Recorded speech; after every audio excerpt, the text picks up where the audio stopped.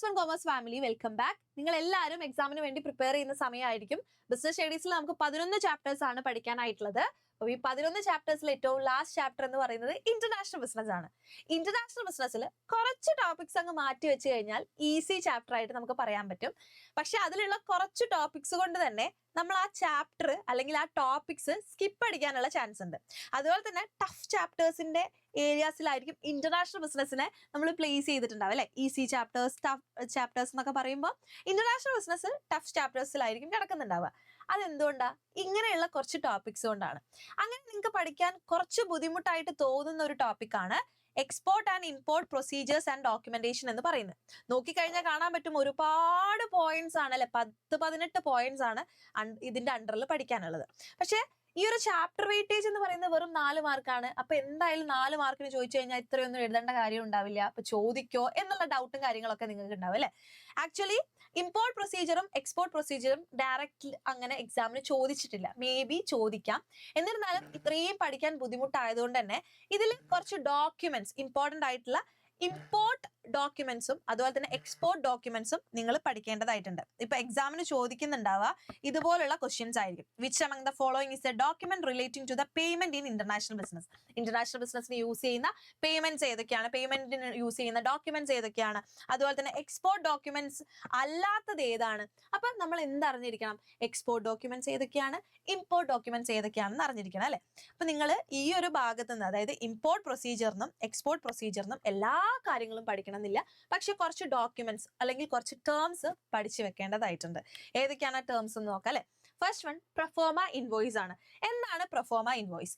അതായത് ഇപ്പൊ ഇന്ത്യയിൽ നിന്ന് സാധനങ്ങൾ മറ്റുള്ള രാജ്യങ്ങളിലേക്ക് നമ്മൾ എന്ത് ചെയ്യാൻ പോവാണ്? എക്സ്പോർട്ട് ചെയ്യാൻ പോവാന്ന് വിചാരിക്കുക. അപ്പൊ എക്സ്പോർട്ടർ ആരാണ്? ഇന്ത്യയാണ്. അപ്പൊ ജപ്പാനുകാർ എന്താണ് നമ്മുടെ കയ്യിലുള്ള സാധനങ്ങളെ പറ്റിയിട്ടുള്ള എൻക്വയറി നടത്താന്ന് വിചാരിക്കാം. അപ്പൊ ആ സാധനങ്ങളെ പറ്റിയിട്ടുള്ള എല്ലാ ഡീറ്റെയിൽസും അടങ്ങിയിട്ടുള്ള ആ എൻക്വയറിക്ക് നമ്മൾ കൊടുക്കുന്ന റിപ്ലൈ ആണ് പ്രൊഫോമ ഇൻവോയ്സ് എന്ന് പറയുന്നത്. Okay, the exporter send a reply to the enquiry in the form of quotation.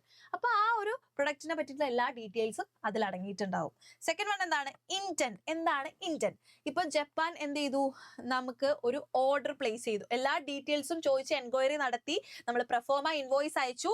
അവർ ആ കണ്ടീഷൻസ് ഒക്കെ ആക്സെപ്റ്റബിൾ ആണെങ്കിൽ അവർ എന്ത് ചെയ്യും? ഒരു ഓർഡർ പ്ലേസ് ചെയ്യും. അതിനെയാണ് ഇന്റന്റ് എന്ന് പറയുന്നത്.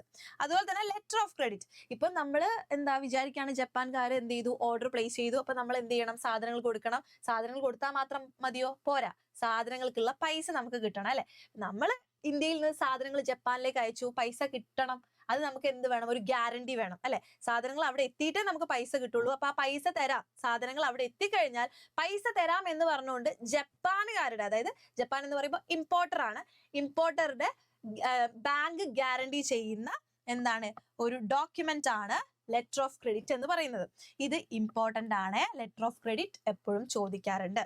And certificate of origin.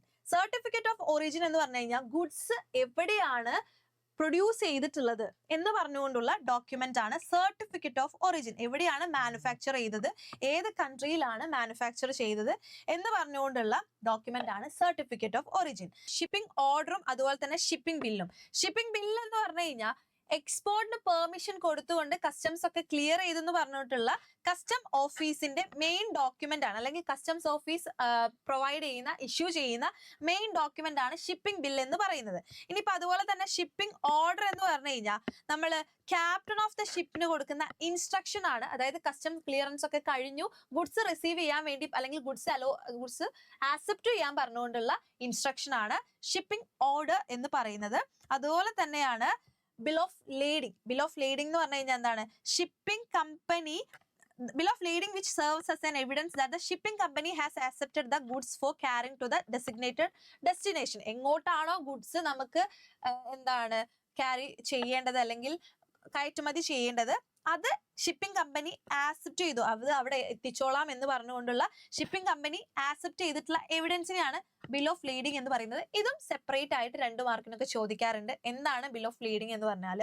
Okay, അതുപോലെ തന്നെ ഇനിയിപ്പോൾ നമ്മൾ ഗുഡ്സ് എയർ വഴിയാണ് സെൻഡ് ചെയ്യുന്നതെങ്കിൽ ആ ഒരു ഗുഡ്സ് അവിടെ എത്തിച്ചോളാം എന്ന് പറഞ്ഞുകൊണ്ടുള്ള ഡോക്യുമെന്റ് എന്ന് പറയുന്നത് എയർവേ ബില്ലാണ്. ഓക്കെ, അപ്പൊ ഇത് ഇത്രയും കാര്യങ്ങൾ ഈ ഒരു ഭാഗത്ത് നിന്ന് പഠിച്ചിട്ട് പോവാ. ബാക്കി കുറെ കാര്യങ്ങൾ നിങ്ങൾക്ക് ഇതിൽ പഠിക്കാനായിട്ടുണ്ട്. അതായത് പഠിച്ചു കഴിഞ്ഞിട്ടില്ല എന്നുള്ള ആൾക്കാർക്കാണ് ഇത് പഠിച്ചിട്ട് പോവാ. ഓക്കെ.